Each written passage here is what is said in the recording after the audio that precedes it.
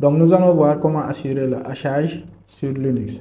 D'abord, le hachage, c'est le processus de changement de vos données en une valeur de longueur fixe à travers une fonction de hachage. Maintenant, les fonctions de hachage qui sont disponibles dans Linux, il y a le MD5, connu sous le nom de Message Digest 5, et il y a le SHA 256, Secure Hashes Algorithm 256. Algorithme de hachage sécurisé 256 qui fait référence au nombre de bits. Donc, vu les algorithmes créent une valeur à longueur fixe qui permet de savoir si la donnée a été modifiée ou pas, parce qu'à chaque fois, on aura la même longueur, mais la valeur va changer. Il y a une commande qui permet de calculer ce qu'on appelle le poids. On peut le considérer comme un poids, qui est la valeur exacte dont je parlais tout à l'heure, qu'on peut utiliser pour regarder si un fichier a été modifié ou pas. Et cette commande est connue sous le nom de checksum. D'abord, ce que je vais faire, bon, je pense que je me trouve sur le répertoire racine. Je vais me déplacer sur mon répertoire de travail.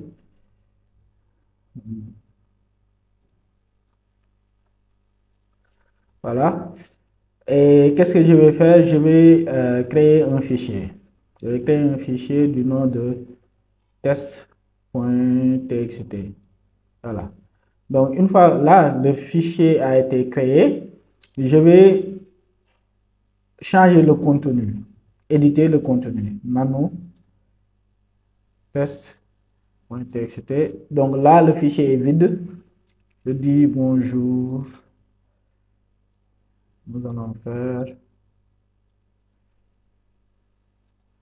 un tuto sur l'intégrité. Bon, j'enregistre, puis je sors. Voilà. J'ai déjà modifié le contenu de mon texte. Je vais essayer d'afficher ça. Voilà. Qu'est-ce que vous remarquez? On a bonjour, nous allons faire un tuto sur l'intégrité. Donc, je peux utiliser la commande ckasm pour voir la valeur à longueur fixe dont je parlais tout à l'heure. Donc, je vais faire ckasm de test.txt. Et qu'est-ce qu'on remarque? On a une valeur à longueur fixe ici, et on a une autre valeur, et on a le nom du fichier exactement. Cette valeur à longueur fixe, c'est la valeur de hachage. Cette deuxième valeur, c'est le nombre de bits concernant le fichier, et là, c'est le nom du fichier. Maintenant, qu'est-ce que je vais faire? Je vais remodifier le contenu de mon fichier pour pouvoir faire la comparaison. Donc, je remodifie le fichier nanotest.txt. Bon, au lieu de bonjour, nous allons faire un tuto sur l'intégrité. Je vais mettre bonjour à tout le monde. Bonjour à tous, tout simplement.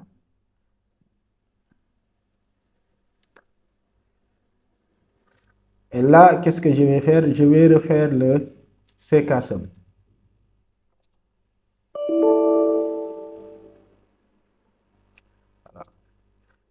Et qu'est-ce que vous remarquez? Cette valeur a changé parce qu'on a modifié le fichier. On a une valeur à longueur fixe qui devient une autre valeur de hachage. Et là, on a le nombre de bits concernant le fichier et le nom du fichier.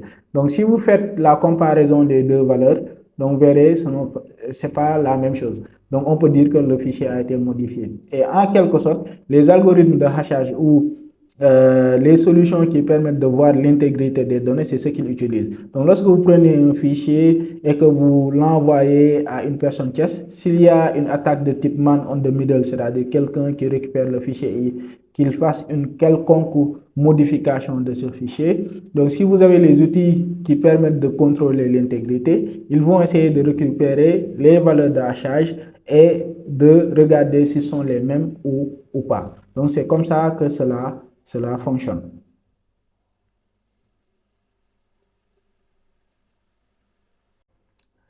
Donc, nous allons utiliser une deuxième méthode, la méthode avec l'algorithme de hachage de MD5. Donc, pour le MD5, on utilise la commande MD5sum pour pouvoir hacher nos données. D'abord, ce qu'on va faire, c'est qu'on va utiliser ou on va créer un nouveau fichier. Je vais faire touch exemple.txt. Donc, j'ai créé un nouveau fichier. Bon, je modifie le contenu.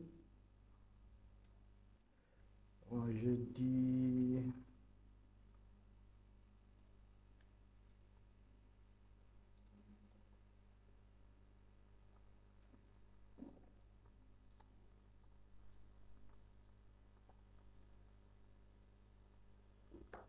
Donc là, c'est mon contenu de mon fichier.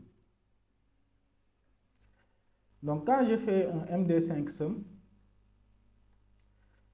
MD5sum de mon fichier exemple.txt, cette commande, qu'est-ce que ça va faire? Ça va hacher le contenu du fichier. Donc, qu'est-ce qu'il fait? Il me donne la valeur de hachage. Donc, c'est une valeur à longueur fixe qu'il me donne, basée sur l'algorithme de MD5, et il me donne le nom du fichier. Maintenant, pour faire une comparaison, par exemple, pour voir si notre fichier est intègre ou pas, on va créer une copie. Une copie, ça peut remplacer, par exemple, quelqu'un qui reçoit notre fichier. Donc, on crée une copie de notre fichier. Donc, je fais cp exemple.txt, je le mets dans mon répertoire temporaire et je le nomme copie.txt. Voilà. Donc, on a créé un fichier copie de notre fichier original avec le même contenu. Hein. Pour voir le contenu, il suffit de faire 4 temp. Voilà. Et qu'est-ce que vous remarquez? Bonjour à tous, bienvenue à Airtel Technologies. Voilà. Maintenant, nous savons que les deux fichiers ont les mêmes contenus. On va regarder la valeur de hachage de la copie. On fait MD5sum.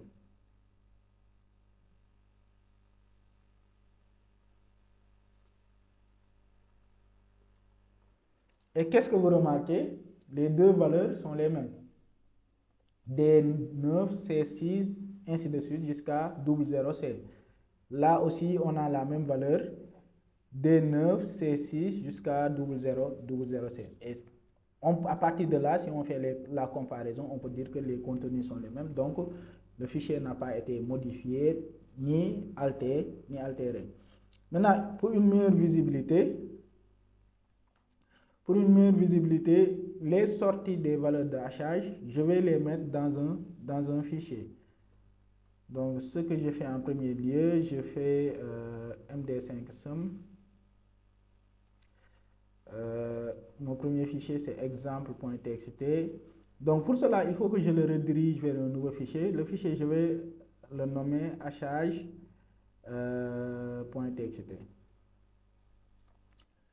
Voilà.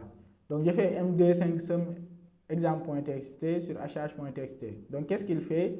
La valeur de sortie, il va le mettre dans ce fichier. Donc, je peux faire un cat de hachage.txt. Et là, vous remarquez, on a la valeur. Maintenant, en même temps, je vais rediriger la sortie de mon deuxième MD5sum, c'est-à-dire de mon deuxième hachage, sur le fichier de copie dans le fichier hachage.txt. Donc, ça nous permettrait de mieux voir et mieux faire la comparaison. Donc, pour cela, je fais MD5sum. Et le fichier copie, ça se trouve sur temp, sur le répertoire temp. Copie.txt. Maintenant, pour que cette valeur n'écrase pas l'ancienne valeur, il faut que j'utilise le double signe supérieur. Si j'utilise un seul signe supérieur, donc la valeur de sortie va écraser l'ancienne valeur et on n'aura pas les deux valeurs en même temps. Donc, j'utilise le double signe supérieur à ne pas oublier. Donc, je fais hachage.txt. Très bien. Maintenant, qu'est-ce que je fais? Je fais un cat pour voir la sortie. Voilà.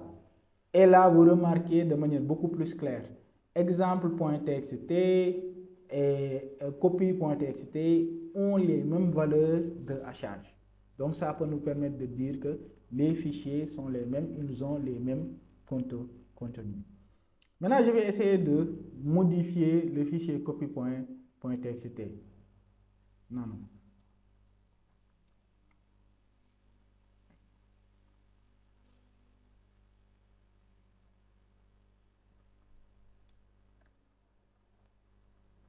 Donc, j'ai mis bonjour à tous, bienvenue à Ratel Technologies.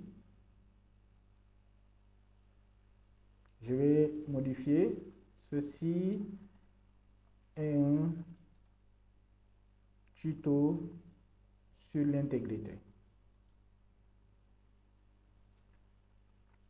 Donc, voici le nouvel contenu de mon fichier copy.txt. Bon, j'enregistre et je sors.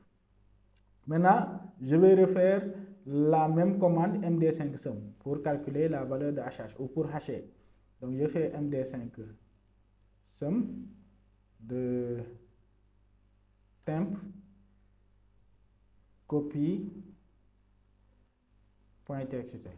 Par contre, je ne vais pas le sortir directement ici. Je vais le rediriger vers hachage.txt pour une meilleure visibilité. Donc, toujours ne pas oublier d'utiliser les deux signes supérieurs pour que ça n'écrase pas les anciennes valeurs. Voilà. Très bien. Je vais faire un cut de hachage.txt. Voilà. Maintenant, les valeurs sont là. On a la première valeur qui est la même. Ils sont de même. Si vous remarquez bien, ils sont de longueur fixe, mais les valeurs ont changé. Donc, c'est le process exactement du hachage. Et ici, on a vu que lorsqu'on a modifié le fichier copy, la dernière valeur de hachage a été modifiée. Et si on les compare aux autres, donc on peut remarquer qu'il y a eu une modification.